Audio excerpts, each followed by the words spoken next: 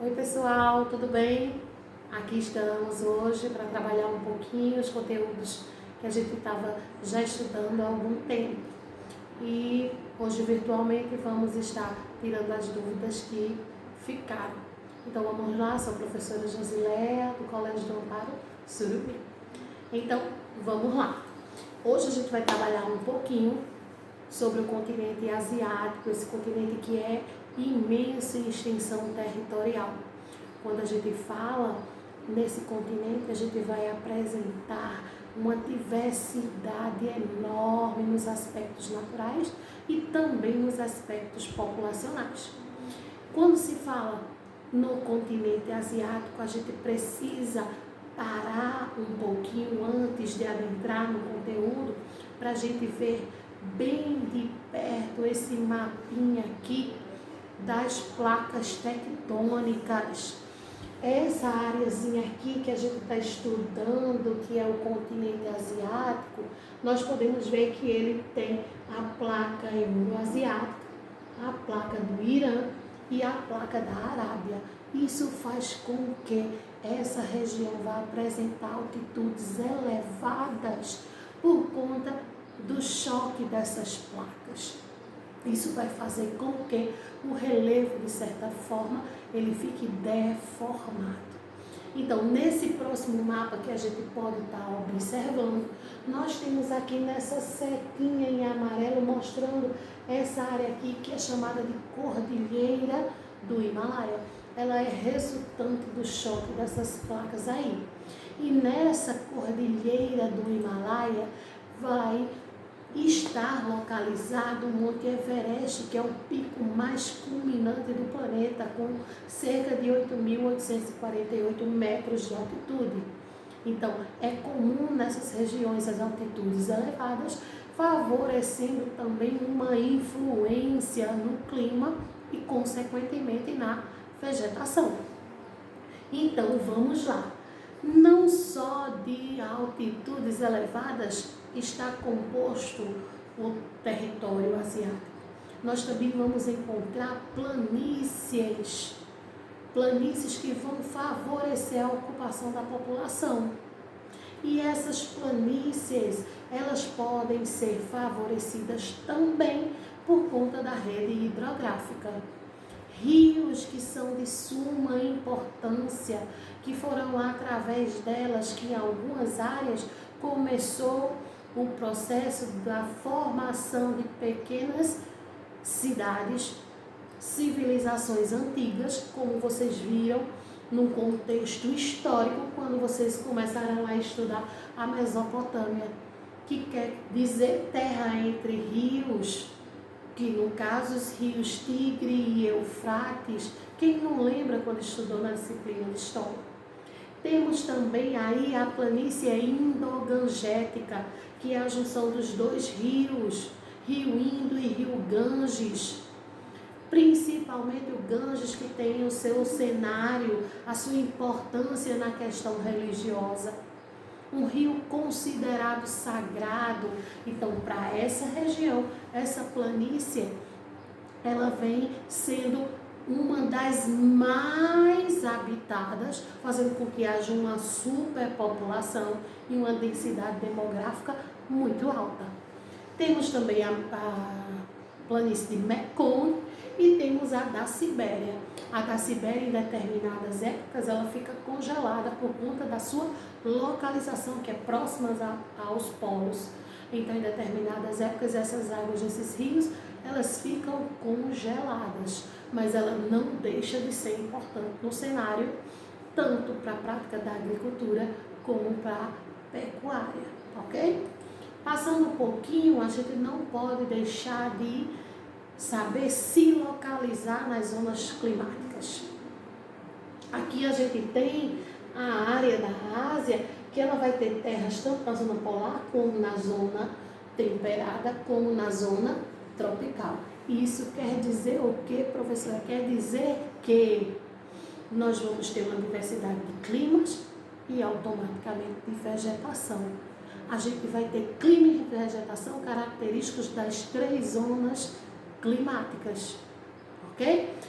Vamos seguir adiante. Aqui a gente tem esse esquemazinho que vem mostrar para a gente também que à medida em que as altitudes vão sendo mais elevadas, a quantidade de vegetação vai diminuindo. Por quê? Porque a luminosidade vai ser menor, porque a quantidade de oxigênio que chega é menor. Então aqui nós temos, desde as áreas de altitudes mais flexíveis, podemos dizer assim, mais consideráveis, tendo a linha do Equador, a quantidade de luminosidade maior, a gente vai ter florestas mais densas, e à medida em que essa altitude vai se elevando, a quantidade de vegetação vai diminuindo. Então, no continente asiático, eu vou ter desde as áreas que não temos vegetação, vai passando para uma vegetação de tundra, que é aquela formada de musgos e líquens, nas áreas que são mais polares. Depois vocês lembram das florestas de coníferas, ou a taiga, ou a floresta boreal, estão justamente aqui, nas áreas mais frias. À medida que eu vou me aproximando da linha do Equador, eu vou tendo as florestas com uma densidade maior, florestas mais densas, ou seja, as copas das árvores mais largas. Então eu vou ter a floresta temperada aqui, na zona temperada. E essa floresta temperada, a gente não pode esquecer das plantas que são chamadas de caducifólias, que perdem suas folhas em determinadas épocas do ano. E isso vem nos mostrar que na área temperada a gente vai ter as 4 estações bem definidas. Isso a gente não pode esquecer. E mais um pouquinho abaixo a gente vai ter a tropical, que é quando a gente vai ter as áreas de uma diversidade enorme de espécies, sejam elas animais ou vegetais. Então, todo esse tipo de clima e todo esse tipo de vegetação a gente vai encontrar aí nessa região, certo? Passando mais um pouco, a gente não pode esquecer desse clima característico e que só acontece nessas regiões, que é o chamado clima de monções, que nós vamos ter uma divisão desse clima aí. Clima monção de verão e a monção de inverno, como esse esquemazinho próprio aqui já vem nos mostrar, que vai variar de acordo com a pressão que vem sendo exercida no continente. Então, na monção de inverno, vai ter uma alta pressão aqui no continente e os ventos vão soprar em direção ao oceano. Isso faz com que a umidade vá junto. Então, no período de inverno, as chuvas são em menor quantidade no continente. Já quando a gente passa aqui para as monções de verão, a gente vai ter o contrário. Vai ter uma baixa pressão, os ventos vão estar soprando inversamente. Então, traz a umidade e, consequentemente, também traz umidade e chuvas. Então, temos a monção de verão e a monção de inverno, certo? Característico dessas áreas. No período da monção de verão, onde existe maior pluviosidade, essas áreas vão ser favorecidas com o cultivo da risicultura. Por isso que lá a culinária, ela utiliza tanto arroz. Por quê? Porque esse tipo de cultivo, esse tipo de produto, de cultura, é favorecido por áreas alagadas. E a monção de verão vem favorecer essa região. Então, nessas fotos a gente pode observar um período em que houve as chuvas e foram alagadas. Isso é porque há uma estrutura deficitária? Pode ser, mas essas chuvas são ocasionadas justamente no período da monção de verão. Mas ao lado a gente tem o cultivo do arroz, que também é característico, como eu já falei anteriormente, tá? Faz parte da cultura local. E quando a gente fala da hidrografia, como eu disse logo no início, o continente asiático ele é imenso e também vai ter uma vasta rede hidrográfica, muitos rios. E alguns desses rios, eles merecem destaque, como eu estava falando antes, quando estava na questão das planícies. Então, aqui nesse mapa situado, a gente vai ter, ó, o rio Yangtze, que ele é importantíssimo. Foi ele que foi construído a usina de Três Gargantas, que merece destaque no cenário mundial, sendo a maior do planeta. Então, a produção de energia elétrica e hidrelétrica é imensa. Então, ele é importante tanto para o consumo, como para a prática de agricultura e pecuária, como também na produção de energia.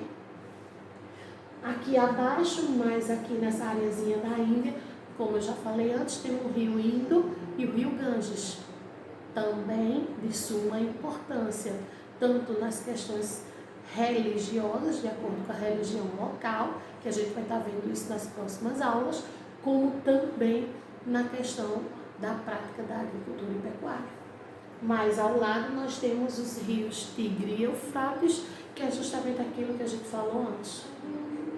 Mesopotâmia, início das grandes civilizações egípcias, como a gente estudou lá na disciplina de História, quando a gente estava lá no 5º ano, mais ou menos, tá certo? E por ter um vasto território, a gente não pode esquecer que vai apresentar uma infinidade de recursos naturais para exploração, desde a questão vegetal, animal ou mineral. Aqui a gente pode ver que existem inúmeras reservas petrolíferas que nunca escutou falar no Oriente Médio, que apresenta uma das maiores reservas de produção de petróleo do mundo. Então, essas regiões são riquíssimas e têm a sua importância no cenário mundial econômico, ok? E por hoje a gente vai ficando por aqui, aguardando vocês lá no nosso portal para a gente estar tirando as dúvidas e fazendo tudo que está sendo elaborado, planejado com muito carinho para todos. Um abraço no coração, fiquem com Deus e até mais.